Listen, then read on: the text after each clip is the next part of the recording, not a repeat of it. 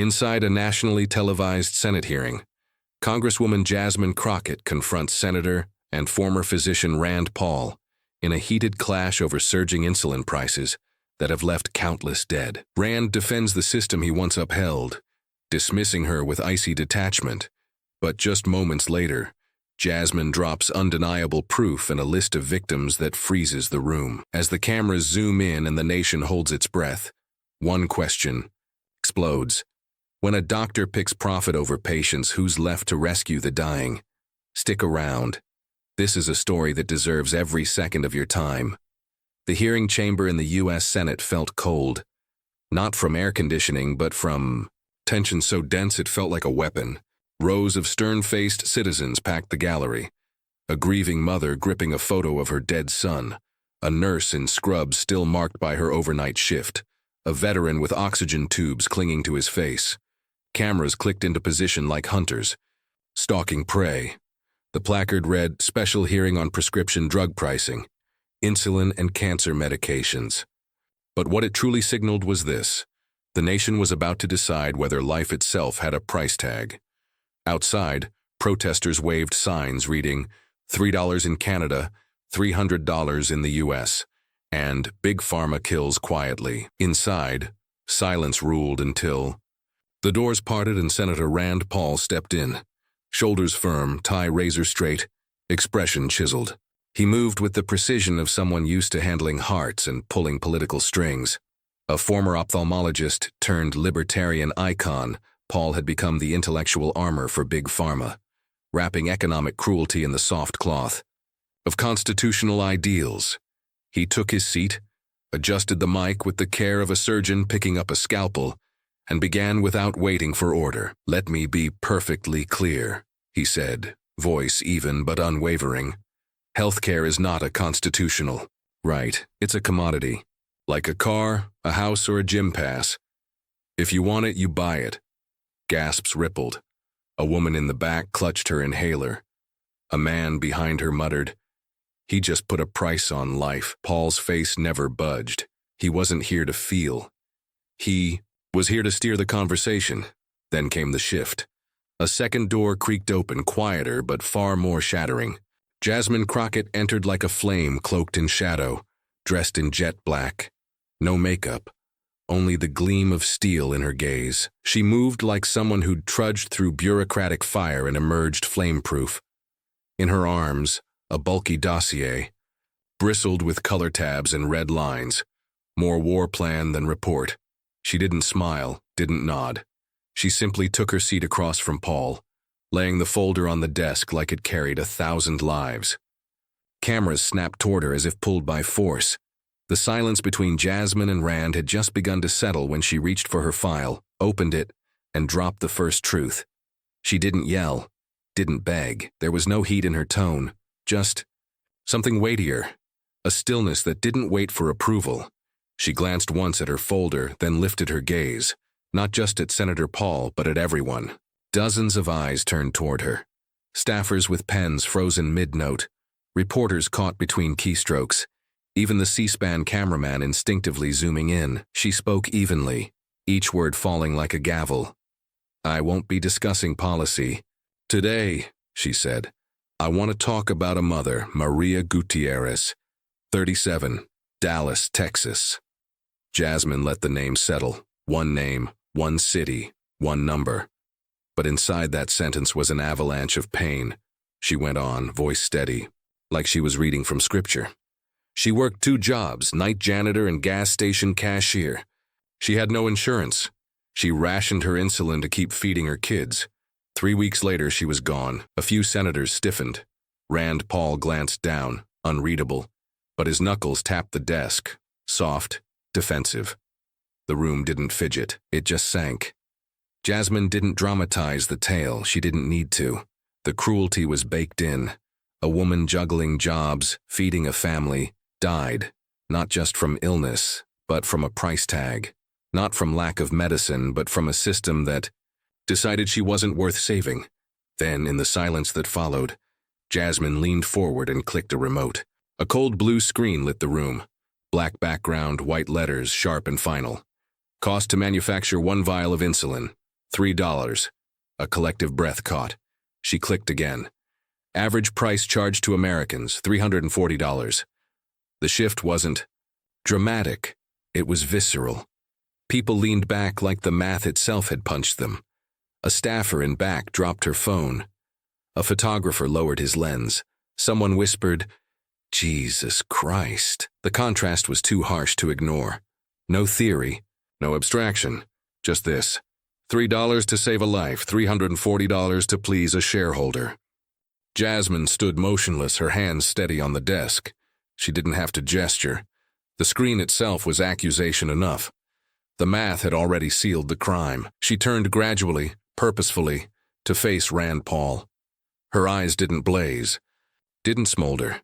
They stayed locked, unwavering. Then she asked in the gentlest, most crushing voice heard in that room all year, "So I ask you, Dr. Paul, just how much is a human life worth in this nation?" No one shifted because they already sensed the answer, and none dared to speak it aloud. For a beat, the room had no rhythm, only the raw calculation of injustice humming through it. But Rand Paul wasn't one to remain silent long, not when his ideology was under siege. He leaned toward the mic like a man honing a blade. He adjusted it slowly, purposefully, fingers wrapped around it not out of need but out of command, the way someone grips a scalpel before making an incision. But this wasn't an operation. It was retaliation. And the first cut was aimed squarely at the woman across from him. His voice, when it came, was icy and honed, the rhythm of someone long accustomed to dominance. "Let me respond," he began. This is exactly the kind of emotional posturing that muddies real debate. He didn't break eye contact with Jasmine Crockett. In fact, he barely blinked. There was no effort to mask the disdain in his expression. It wasn't new. He'd faced people like her before, advocates, public defenders, changemakers, and made it his mission to strip them of their moral leverage. Representative Crockett isn't here to talk real fixes. She's here to exploit sympathy. The air tightened. A man in the second row shifted uneasily, like the floor below him had slanted slightly. But Rand pressed on, voice calm, firm, and entirely void of warmth. "What she won't say is that in countries like Canada, where the government runs healthcare, people wait 6 months for a diagnosis. People wait to die." He let the words sit, not for drama, but because he believed them, deeply, like a man who never had to wait for anything. Then, with a faint lift of his chin, he landed the personal strike, the anecdote meant to validate his stance. "I've performed procedures on patients who came here from those systems, patients abandoned by their governments. I know what happens when the state picks who gets to survive." Silence followed, but not the same kind Jasmine had summoned moments earlier, not the hush of moral truth. This was a different pause, a manufactured calm meant to simulate logic, but chilled with something colder, something transactional. The notion that fairness is negotiable, that pain must be itemized to be real. Rand's tone lowered slightly as he shifted from rebuttal to doctrine. His voice no longer spoke to the room, but to the creed echoing through the walls of the Capitol. "Healthcare," he continued, "isn't a right, it's a product. And products like houses, cars, or tailored suits don't come free. They're earned." His logic hit like a gavel in a courtroom where empathy had been ruled irrelevant. And just as it seemed he had run out of abstract weapons, Rand Paul allowed himself something even riskier, a smile. It was a grin that had no place in a discussion about loss. A small, sharp curl at the edge of his lips, barely visible but unmistakable in its message. It wasn't pride. It was mockery. The smirk of a man who believed he'd won a round in a debate, even if it cost someone their dignity.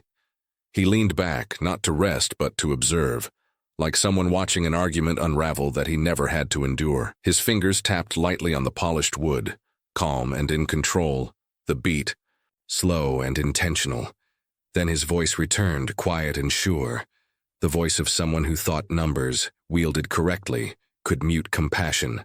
"You talk about saving lives," he said, spacing his words like a teacher addressing a class, not a courtroom. "But let's talk arithmetic." He gestured upward with ease, as if the burden of a broken system hovered harmlessly above them. His tone carried no urgency, no sorrow, just calculation. Do you know what happens to government budgets when you promise everything to everyone? He didn't pause for effect. He didn't need to. The answer to him was obvious. We fall apart. The economy caves, the debt detonates.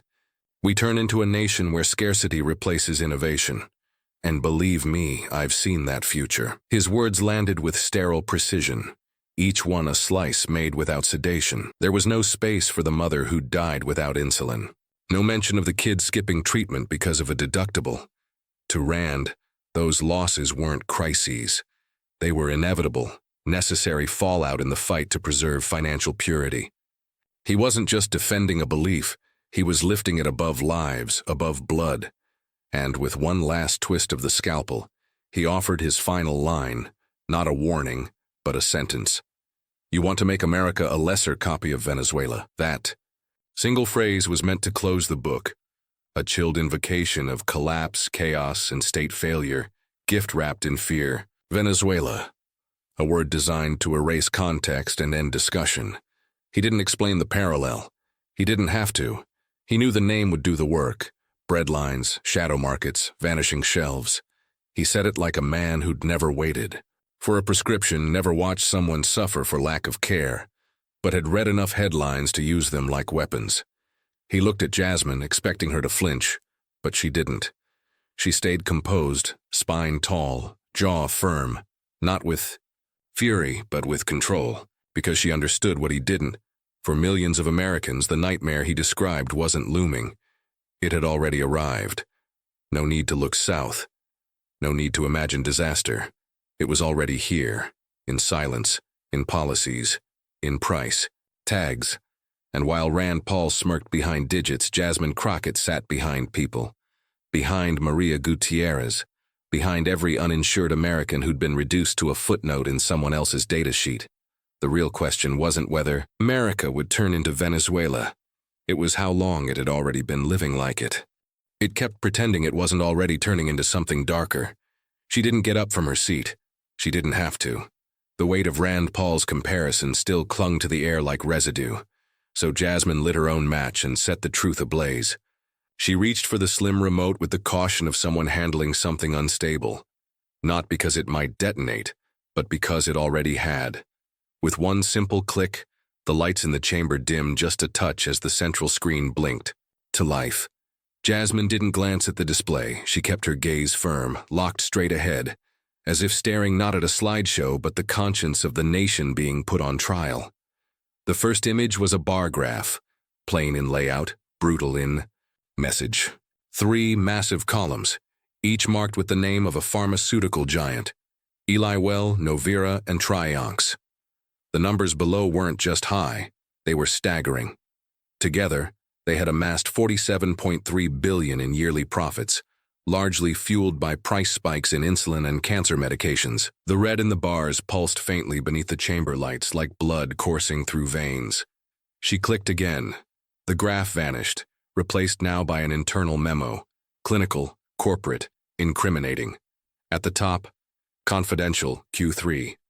Pricing strategy, insulin. Jasmine had highlighted one chilling line in yellow. It read, "The American market remains elastic. Push price pleasant at 18%. Pain threshold not yet visible." That sentence didn't just shake the room, it squeezed it. The term elastic might seem innocent to a Wall Street analyst, but to anyone who had ever seen a loved one stretch insulin to survive, it was grotesque. Pain wasn't being reduced. It was being analyzed, measured, exploited. The phrase pain threshold didn't come from a doctor's record. It came from a company memo. It had nothing to do with a patient's body, only their bank account. Jasmine let the silence sit. No extra comment, no added words. She allowed the sentence to hang, to decay in open air and start to reek. A few folks in the gallery fidgeted awkwardly. One elderly woman, a retired nurse from Indiana, raised her hand to her mouth and whispered something faint. A journalist stopped typing mid-line. Even Rand Paul, who just moments earlier had spoken so confidently, didn't move. The smirk he wore before had vanished, as if sliced clean off his face.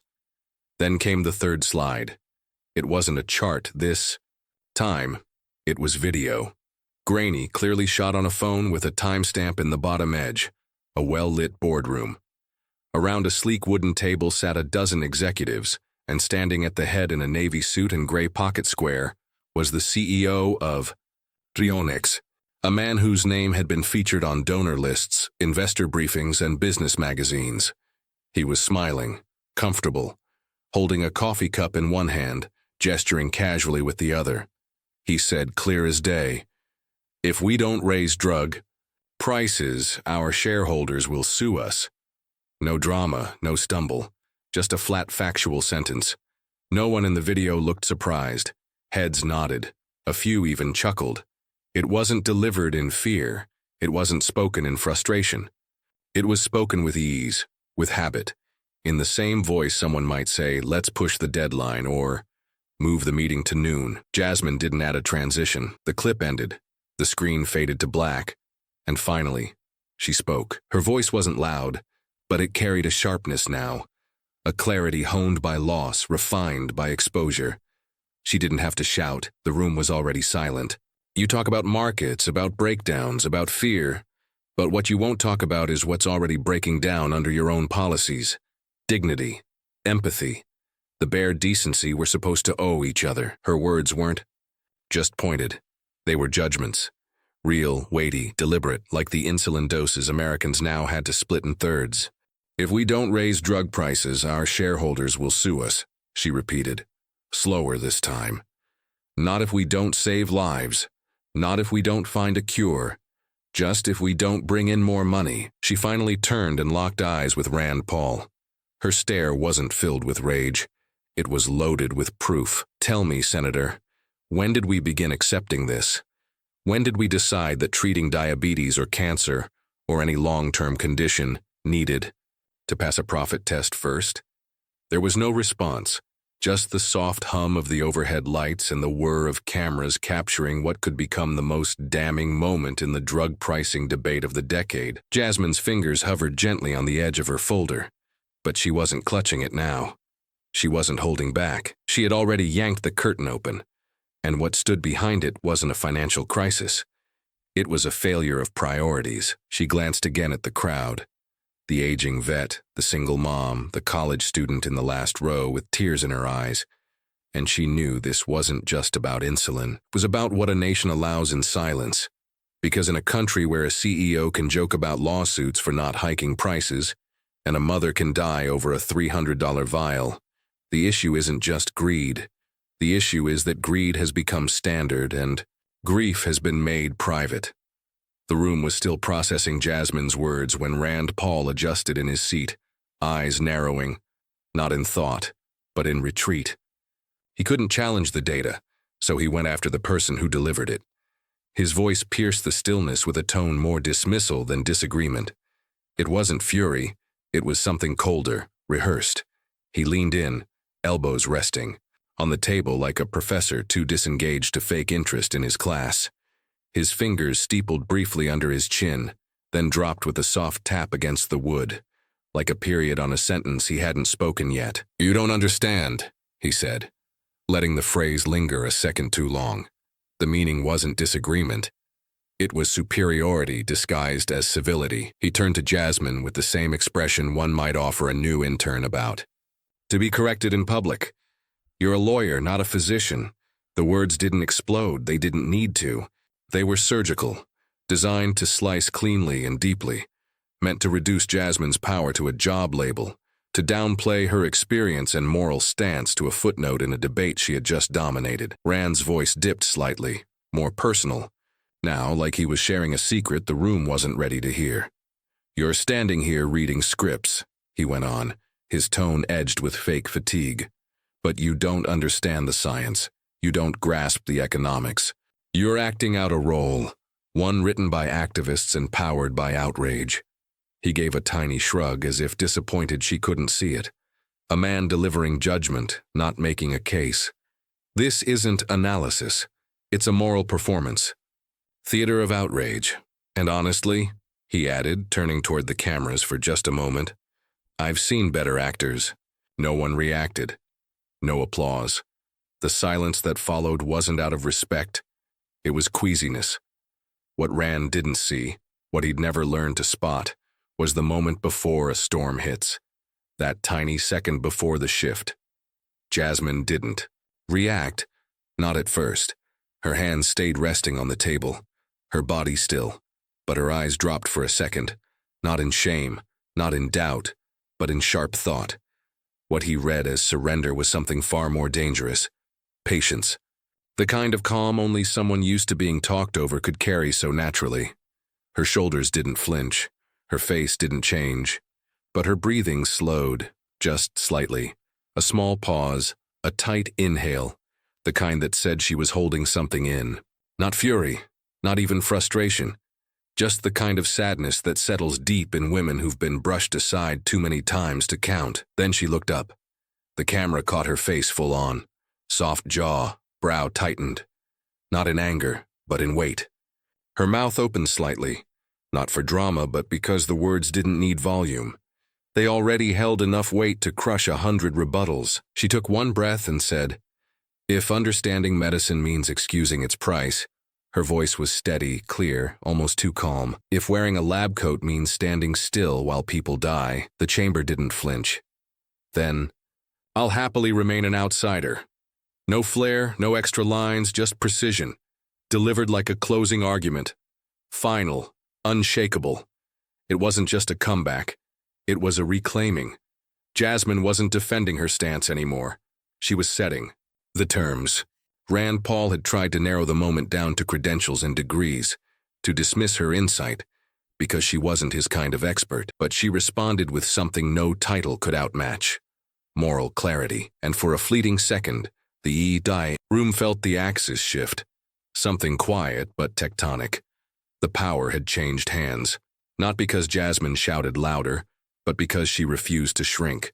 What Rand offered was hierarchy.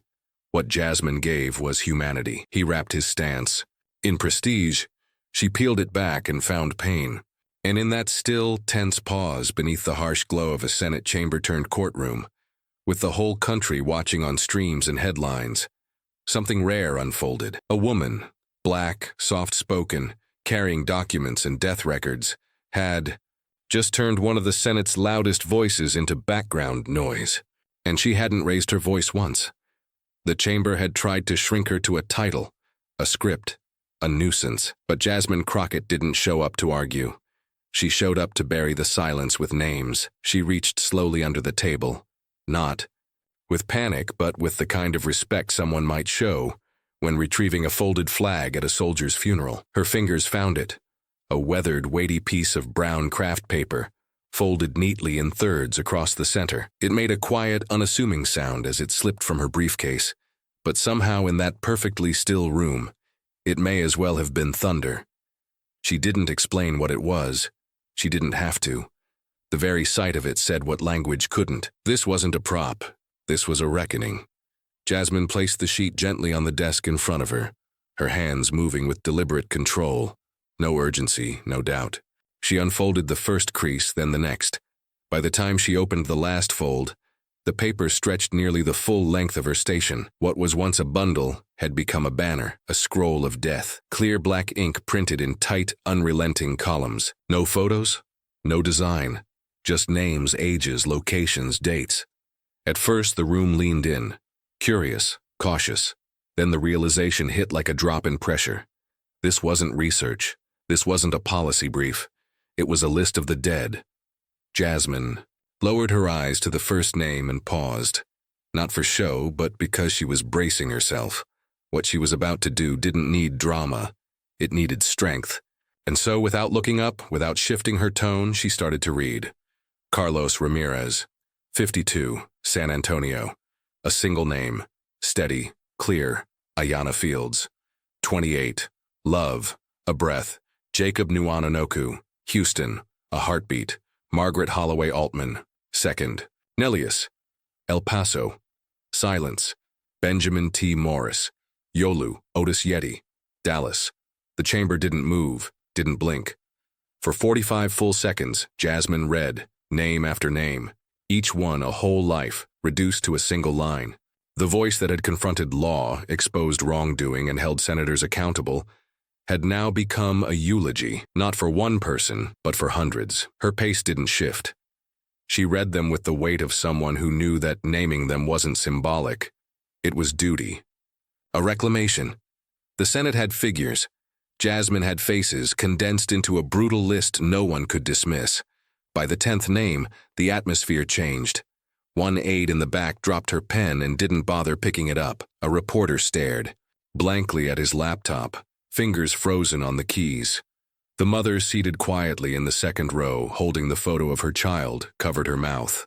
She wasn't crying, not yet, but the way she clutched that photo like it might vanish said everything. Jasmine's voice stayed steady. Levi Grant, Triad Tritty, Plano, Enz Morales, Kirkberry, Austin, Tobias Kendrick, Almazado, Galveston, Naomi Washington, Yeri Uchu, Waco, Elas Kim, 38, Arlington. Each name shattered the illusion that this was just politics. Each name confirmed that what they debated in theory had already been executed in real life, by markets, by inertia, by a culture that treated healthcare like luxury and death like data. Jasmine stopped reading, not abruptly, but with purpose. Like closing a book that had already given you the truth. She let her fingertips rest on the edge of the paper, right between two names. Her hand didn't tremble. Her eyes, now raised to the room, didn't blink. She looked not at one senator, not only at Rand Paul, but at every seat, every figure. Her gaze moved over the leather chairs, the marble pillars, the polished flags. And for a moment, she looked out of place, not because she didn't belong, but because truth always looks misplaced in buildings designed to box it in. Then she spoke. That's just a fragment. From one state, in 1 year, in a nation that calls itself free. Her words didn't get louder. They grew heavier. No slogans, no data, no ideology, just reality, unfiltered. Texas alone, 2,412 names, every single one a scar, every single one a mistake. The room didn't stir in its seats. It shifted in its soul. And for once, even the cameras froze. No slow zoom, no sweeping pan, just a locked frame, because when the truth is this loud, the lens stays still. The list remained spread in front of her, unchanged, undeniable, as much a part of the space now as the lawmakers themselves. Jasmine didn't add a final line, didn't wrap it up, because there was nothing left to wrap. She simply let the silence return. Not the quiet of apathy, but the quiet of recognition. And in that quiet, even the most powerful figures in the chamber had no option but to hear. The names of the dead still lingered in the air like a slow-moving funeral that refused to fade, but Jasmine wasn't done. It was time to reveal who benefited from every unspoken grave. She turned toward the screen, hands steady on the remote. The list of the fallen still lay open before her. Brown paper marked with ink, a battlefield of lives lost to price tags. But the truth she was about to show wasn't about who perished. It was about who kept thriving while they did. With one click, the screen lit up again. Not with sorrow this time, but with figures cold enough to sting. Pharmaceutical industry contributions to Senator Rand Paul, 2013 to 2023. The title was plain, bold, ruthless. Beneath it, a clean bar graph with corporate neatness exposed it all. Pfizer, LEL, Trionex, Nova, a row of logos more familiar to Americans than their own community clinics. Each company's financial donations arranged year by year, payment by payment.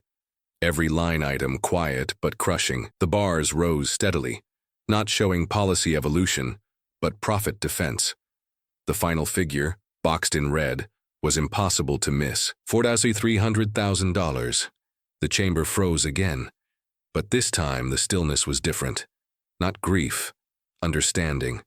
A silent realization, as if every senator, every aide, every reporter watching from afar had just solved the math they'd avoided. Jasmine didn't speak. She didn't have to. That number wasn't just a donation tally. It was an autopsy report. The cause of death wasn't just insulin. It was legislation, lobbying, loyalty, bought and traded. And Rand Paul's name was printed right in the center. Jasmine let that moment stretch the way a sharp prosecutor knows exactly when to let the jury sit in the wait. She tilted her head slightly, not to speak to the man beside her, but to study the wall just past him. Another click. The graph vanished, replaced by shaky footage from a smartphone. The quality was grainy, the content far too direct.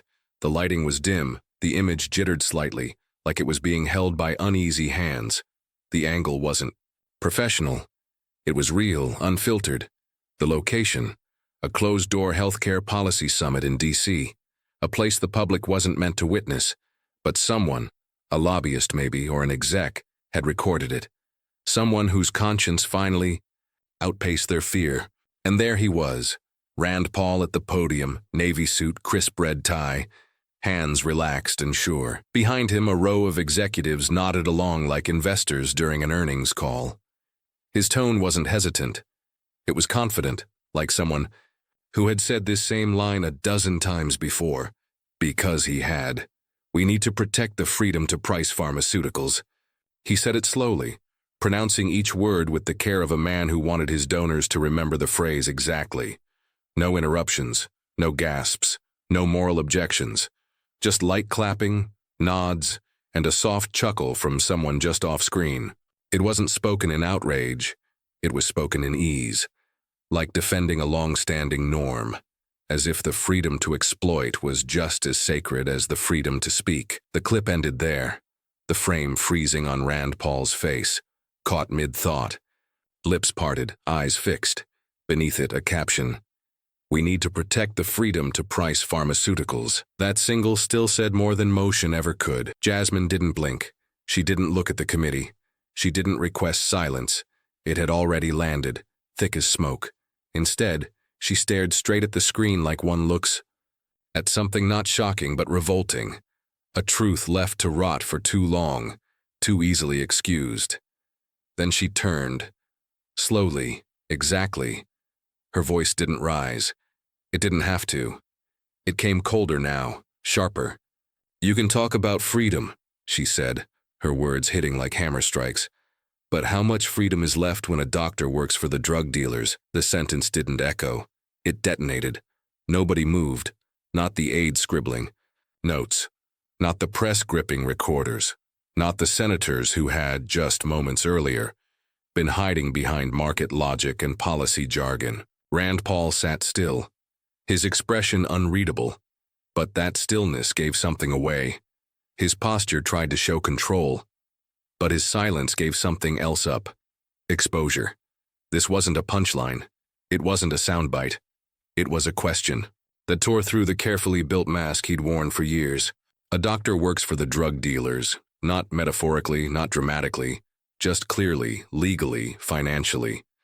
The room hadn't expected her to go there. But Jasmine Crockett didn't come to play politics. She came to carve it open, with the clarity of someone who knew what policy meant when it reached real life, when it showed up as a denial letter, or ended in a funeral a family couldn't afford. The clip behind her stayed frozen, trapping Rand's words in that frame. She didn't touch the remote. She didn't need to. That one image, the senator at a summit, applauded, did what hours of debate couldn't. It laid it all out.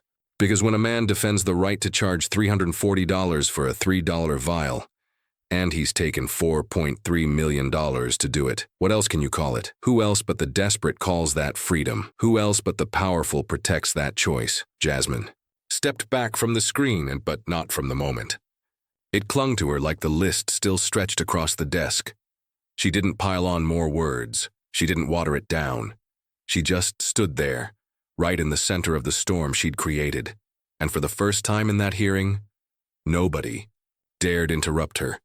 Not even Rand Paul, because when truth lands that sharp, that exact, and that thoroughly proven, there's nothing left but silence. The room had seen the evidence, heard the numbers, watched the footage, but what Jasmine said last cut deeper than any document ever could. And Rand Paul, cornered by facts, did what power so often does when caught off guard. He snapped.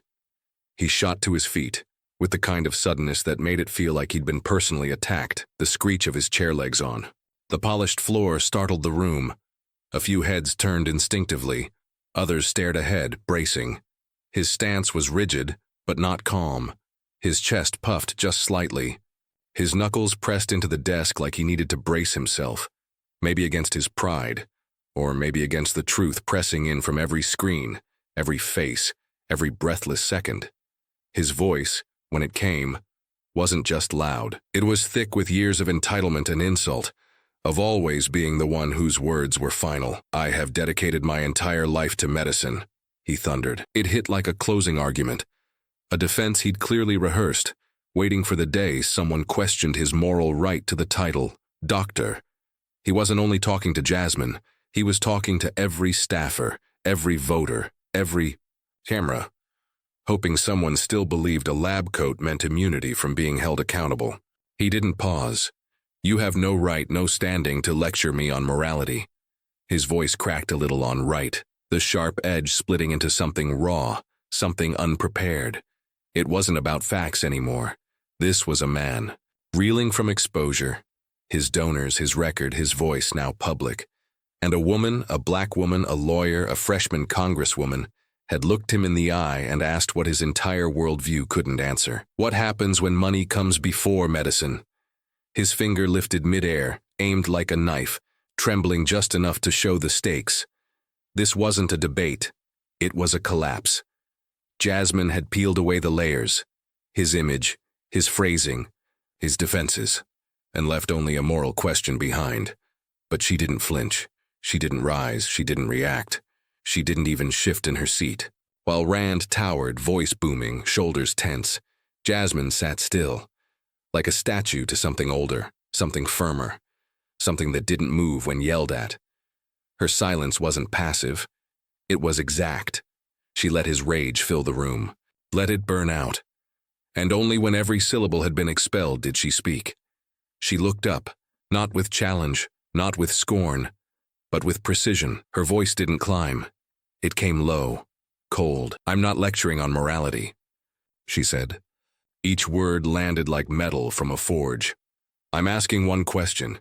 Who saves the patient when the doctor picks stocks over survival?" There was no drama in it, no heat, just weight. It hit harder because she didn't swing it. She dropped. "Yuiso," and when it hit, it cracked the room. The silence after wasn't a gap. It was a judgment.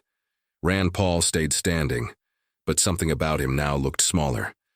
Not shorter, not visibly changed, just morally dimmed. He shrank beneath the weight of one sentence, because everyone in that room, whether they admitted it or not, saw it. The picture of a doctor paging through stock portfolios while a diabetic mother pleaded with a pharmacist for a half dose.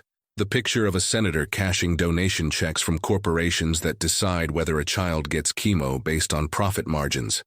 The camera panned slowly, almost respectfully, one face after another, frozen not in tension, but in truth. A young senator clenched her pen like it might snap. A journalist dropped his notepad and stared at the floor. A Capitol staffer blinked hard to stay focused. Even the whisperers, those aides who always muttered in the corners, had gone quiet. The chamber, the hearing, the national platform, it all held still. No one jumped in to defend Rand Paul, not because they couldn't, but because they knew. The question Jasmine asked had no spin, no rebuttal, no safe exit. It allowed only two responses, silence or shame. Her hand stayed folded on the table. The list of the dead still lay before her. The screen behind her still frozen. Rand's face paused mid-sentence. She didn't look at him again. She didn't need to. The moment wasn't between them anymore. It was between the country and itself. Because the question wasn't just for Rand Paul. It was for every official who let insulin kill, every exec who raised prices for stockholders, every voter who believed the market excused morality, and every bystander who looked away while the numbers were small, until the bodies weren't. Who saves the patient when the doctor picks stocks over survival? The question lingered, suspended in truth. It didn't need an answer, because in that second the lack of one was louder than any reply. The room may have fallen silent, but outside those walls, the country had already begun to roar. What started as a hearing had turned into something else entirely. A reckoning. A fire line no one could cross again without a price. It began with a single clip, a 17-second video of Jasmine Crockett sitting calmly. Eyes locked on Rand Paul's outburst, her voice steady and clear as she said, I'm not lecturing on morality. I'm asking one question. Who saves the patient when the doctor chooses stocks over survival? Within minutes, it was snipped, captioned, shared, and remixed by influencers, med students, healthcare workers, and civil rights leaders. Insulin is life trended first, then Jasmine and Rand, and finally, as the night wore on and the conversation got sharper, one phrase rose above them all. Health is a human right. It wasn't just a hashtag anymore. It was a statement. A wave of moral reckoning crashed through timelines and comment threads. No matter the party line, no matter the field, everyone now had to wrestle with the question that wouldn't stay quiet. By midnight, the clip had racked up over 42 million views across platforms. TikTokers reenacted the courtroom moment with uncanny accuracy. Instagram feeds flooded with black and white stills of Jasmine's face, poised, firm, unwavering. Reddit threads dissected her tone, her timing, her research, but mostly her composure, the stillness with which she dismantled a 10-term senator without ever raising her voice. Meanwhile, Twitter became a battlefield, half fired up by fury, the other half lit by vindication. Public health voices posted insulin costs next to donation stats. ER nurses anonymously shared patient charts, names blurred but not consequences. This one died waiting for a refill. One tweet read Jasmine's quote pinned below. Now tell me again about freedom. The press came in waves. By morning, every major outlet led with the same headline. Crockett versus Paul, the hearing that shook healthcare. ABC called it a thunderclap of moral clarity. CNN labeled it the most vital 10 minutes of congressional testimony in years. Even NPR, usually measured, opened with, "What happens when truth walks into a room and doesn't flinch?" You get yesterday's hearing. But it was the medical community's response that showed just how deep Jasmine's words cut. At med schools from Johns Hopkins to USC, students issued open letters, signed by hundreds of future doctors, not aimed at Congress, but at medicine itself. One read, "As future physicians, we are ashamed. We're trained to do no harm, but silence is harm too." Jasmine Crockett reminded us that if we serve profit over people, we've broken the oath. Private practice doctors began posting too, on Medium, Substack, and LinkedIn. The word that came up over and over? Betrayal. Not of Jasmine, of Rand. "He doesn't speak for us," wrote a rural doctor from Kentucky. "He speaks for investors, not the kids who show up with empty pens." Another post exploded with one line. "Rand Paul is the ghost of 20th century medicine haunting a future that's already past him." That quote hit the front page of the New York Times, under a photo of Jasmine walking out of the chamber alone, her brown paper list still rolled beneath her arm. In that shot, she wasn't just a representative. She was a reckoning for an industry that had thrived on silence. Op-eds poured in, not just political ones, but medical, financial, and moral. Time magazine put her on the cover with the headline, "Who gets to decide who lives?" Meanwhile, the fallout for Rand Paul picked up speed. Campaign watchdogs reopened inquiries into his donations. Ethics boards filed for deeper financial transparency.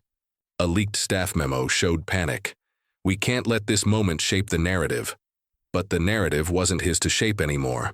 It was being written in clinics, in classrooms, on sidewalks, and on millions of glowing screens before dawn. Activists held vigils outside insulin makers, lighting 2,012 candles, one for each name Jasmine didn't get to finish reading. Parents of type 1 diabetics cried on local news, clutching $800 pharmacy receipts. "We've lived her list," one mother said. "I didn't know Maria Gutierrez, but I recognize that story. It nearly became ours." What made it worse for Rand, what made it irreversible, was that he didn't just lose an argument, he exposed himself. The quote in that leaked video, "We need to protect the freedom to price pharmaceuticals," turned into a slogan used against him, scrawled in red paint across protest signs and projected onto the sides of buildings in New York and Chicago. On The Late Show, Stephen Colbert ran the clip twice in a row, then paused, raised an eyebrow, and said, "You know what else needs protecting? People who can't afford to die slowly." But the final blow didn't come from the press or from healthcare. It came from veterans. A coalition of retired military medics and doctors released a unified statement, unplanned, uncoordinated, but united in message. When we treated wounded soldiers on the battlefield, we didn't ask if they could pay, we acted. Jasmine Crockett spoke with that same clarity. What we witnessed in that hearing was a moral void finally being filled. And so, in just 24 hours, Jasmine Crockett, dismissed as emotional, labeled as theatrical, accused of not grasping the science, had done what no committee, no lobby, no caucus had managed in over a decade. She didn't just question the system, she forced the system to answer. And it had nothing. For days, the country replayed her words, picked apart her calm, and carried her question across timelines and sidewalks. But Jasmine Crockett didn't show up to trend. She showed up to transform. And 1 week later, she stepped into another room to do just that. The hall was larger than the hearing room, but just as tense. The National Conference on Ethics and Health Policy usually drew scholars, CEOs, and the kind of bureaucrats who spoke in footnotes and jargon. But this time, every seat was taken. Overflow rooms in 2 cities streamed it live. Reporters had flown in from 6 countries, not for a panel, not for a debate. For her, Jasmine Crockett stood solo at the podium. No staff, no script, no screen. Just the raw intensity of a moment that had already outgrown the room where it started. She wore black, a plain suit, no logo, no pin, just a red ribbon on her wrist tied by the daughter of a woman who died waiting for an insulin refill. Jasmine hadn't taken it off since. Her voice didn't begin with applause. It started with silence, purposeful, focused, sharp. And when she finally spoke, it was with the same force that had quieted a senator. There are rooms, she said, where policy becomes permission, where suffering is weighed against profit, where the silence around a patient's death is dismissed as an error margin. A low murmur passed through the crowd. No one grabbed their phone. No one whispered. Everyone knew. This wasn't just a speech. She was building something from what had been broken. Jasmine reached into her jacket and pulled out a single sheet of paper. She lifted it. Not like a note, but like proof. This, she said, is the draft language for a new federal bill. It's called the Insulin for All Act. The words cracked like a jolt across the floor. Some gasped, some blinked in disbelief, but Jasmine stood steady. She leaned in, placed the page softly on the podium. The law will do one thing, she said. It will cap the cost of essential life-saving medications, starting with insulin, at the true cost of production, plus no more than 10%. She paused, then added, no more secret price models. No more bloated margins dressed up as science. No more 340 vials produced for $3. The crowd erupted, but she raised one hand and silence fell again. Let me be clear, she said. This bill is not a suggestion. It's a stand, a boundary. Her eyes scanned the room. Industry leaders, lawmakers, ethicists, young doctors who'd come straight from overnight shifts just to be present. We are done asking politely, she continued. We're done calling corporate cruelty a system, and we're done pretending freedom exists in a country where a child has to pick between eating and breathing. Every line hit like a strike, not out of rage, but with rhythm, intent, and unstoppable force. Behind her, a massive screen flickered on. Images of people, not politicians, not donors, just faces. Dozens, from every state, some smiling, some blurry, some gone. These are the names I didn't finish reading, Jasmine said softly. The ones who didn't make it through the price. The ones who were silently told they weren't worth saving. The room froze. This bill is for them, she said. And it will pass, or we will name every death that comes after it. And we won't let you forget. She held the sides of the podium, not from nerves, but resolve. Not for support, but for weight. Then her voice lowered into that grave, crushing final line. We can't call ourselves civilized if we let people die because they can't afford to live. That isn't freedom. That's surrender. She stepped back. The room stood. First one, then all. Not a cheer, not a roar, a rising, the kind of stillness that follows not a moment, but a change. And in that moment, the future of healthcare. America no longer belonged to companies. It belonged to the people who finally said, enough. The echo of Jasmine's words was still moving through the country, but echoes fade. And if we let this pass without action, the names she read will become just more memorials in a nation drowning in them. This isn't where the story ends. This is where resistance begins. This isn't a chapter to close. It's a blaze to spread. Jasmine Crockett didn't stand in that hearing for claps, for cameras, or for closure. She stood for the people who never had a voice in that room to begin with. She stood for Maria Gutierrez, who died alone in a Texas apartment, her body found beside an empty insulin pen. She stood for the kids holding pill bottles instead of toys, and for the families doing math to figure out which illness they could afford to fight this month. She didn't break the system, she revealed it. And now that it's exposed, it has been exposed in front of millions. We, the ones watching and reading, aching and absorbing, have to decide. Do we let the mask slip back into place, or do we rip it off for good? There's no middle ground anymore, not after what we witnessed. Not after we heard a senator defend the right to let pharmaceutical companies price lives like sports cars. Not after we saw a physician-turned-politician scream about dignity while sidestepping a $4.3 million trail soaked in donor dollars. Jasmine didn't just call him out. She cornered him. She delivered not only truth to power, but truth through power. And if we don't show that same courage, we become the silent backdrop to injustice, frozen, blinking, and complicit. So we move. Not tomorrow, not when it's comfortable, not when it's convenient. Now. This is your calling, your order, your line in the dirt. Jasmine stood alone in a whirlwind of strategy, scorn, and corporate greed. But she didn't ask for applause. She called for backup. If your heart pounded during that hearing, if your fist clenched when she held up the list of the dead, if your throat locked when she said, "That's not freedom, that's surrender," then don't just feel it, act. Start from where you are. Open your contacts, call your reps, and ask the one question they can't spin away. Do you support the Insulin for All Act? If they duck, press. If they fib, record. If they deny, replace. Flood their lines like Jasmine flooded that chamber, with pain, with names, with unfiltered clarity. Don't let them vanish behind technical jargon and political fog. Don't let them hide behind committees and party lines. This isn't about ideology. It's about heartbeat. Because while they debate, people are dying. Every day that bill sits unsigned, another family lays someone to rest they were never meant to. Dumiwa. Every delay forces another parent to pick between groceries and prescriptions. Jasmine forced the nation to see that. Now, we make it act. No more reports, no more roundtables, no more waiting on elections to grant us approval. We are the approval.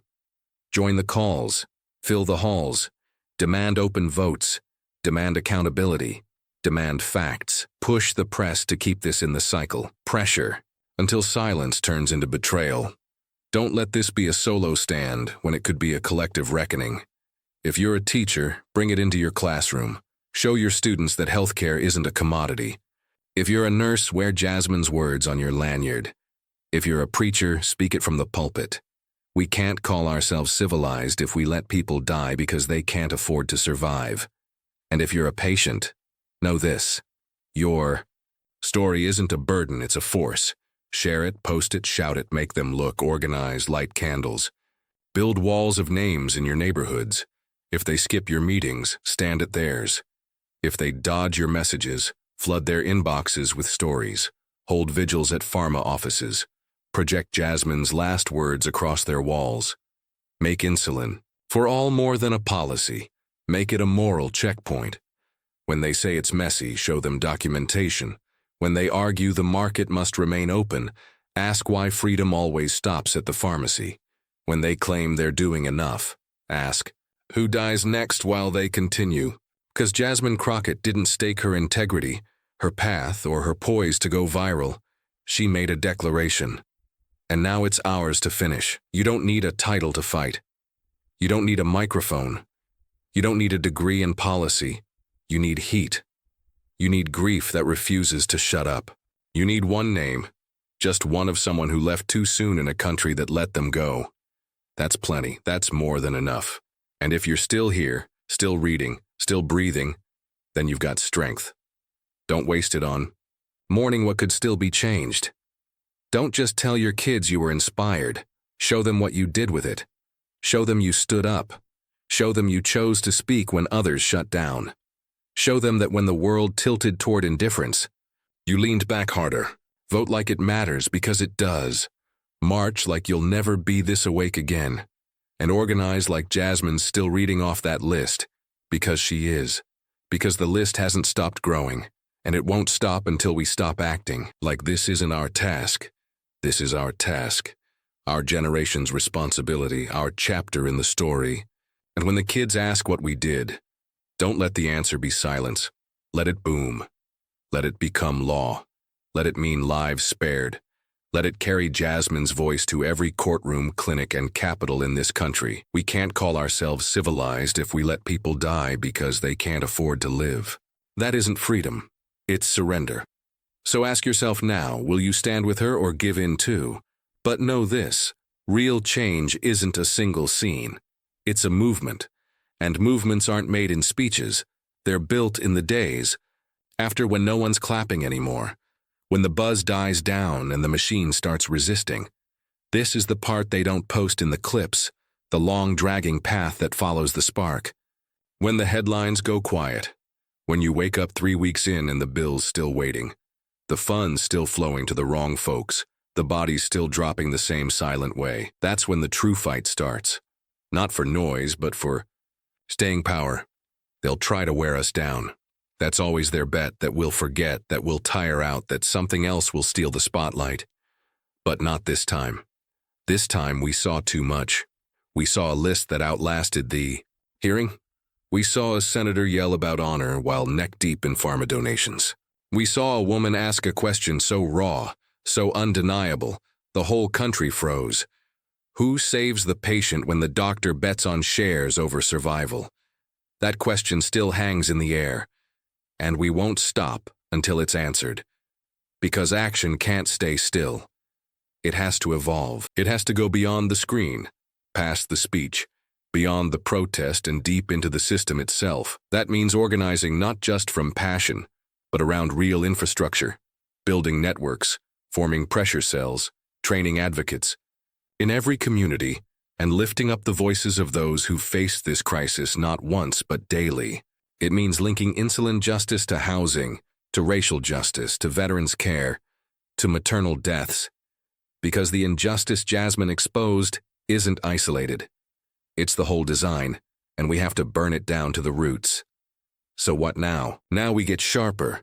Now we coordinate. Now we spot the votes we're missing and the ones we can turn. We research every committee touching this bill. We go after their chairs.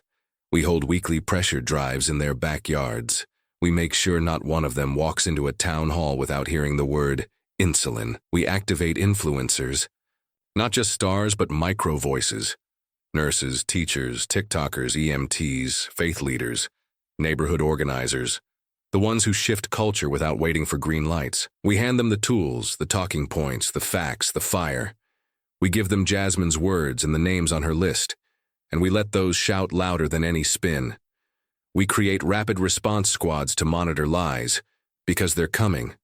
They'll twist it, say she exaggerated, that it's more layered, that she doesn't get healthcare systems.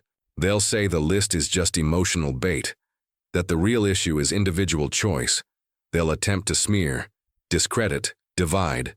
Do not waver. That's what they're counting on. Instead, do the thing they fear most. Push forward. Use their smears to shine more light. Use their panic to prove we're making moves. Use their pride to out-organize them from coast to coast.